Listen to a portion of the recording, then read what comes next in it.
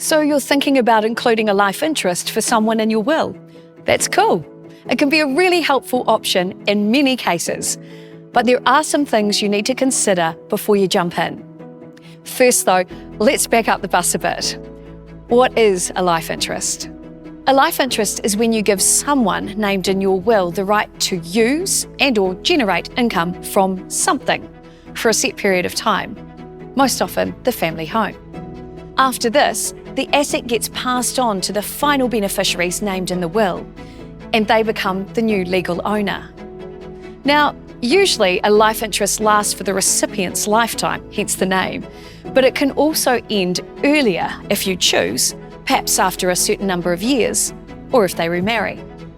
The important point is this: a life interest does not transfer the ownership of something. It's just about the right to use it. Ownership of the asset stays with your estate until the life interest ends, at which point it's transferred to the beneficiary or beneficiaries named in your will. That's a lot to take in, so let's look at a few examples.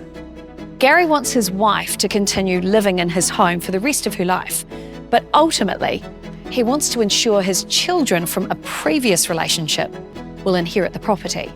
By giving his wife a life interest, he can look after his wife while also providing for his kids. Tia wants her husband to receive the income from her investments for as long as he lives, but to preserve the capital for her children from a previous relationship.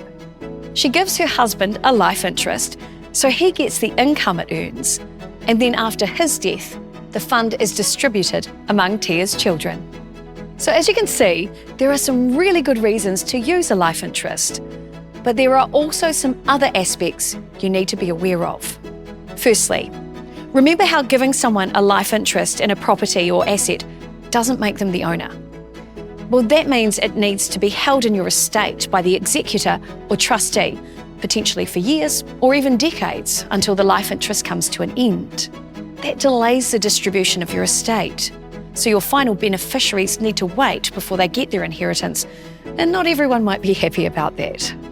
It's best to be upfront with everyone involved about why you structured your will this way and the implications of that, so that there are no surprises for anyone later on. There's also the question of who is responsible for any mortgage repayments or other outgoings like rates, body corporate levies, and house insurance. Who pays for property maintenance or repairs?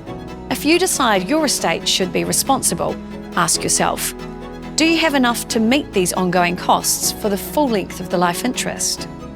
Whatever your reasons for putting a life interest in your will, the main point is this: make sure you understand how a life interest works and that it's in line with your wishes.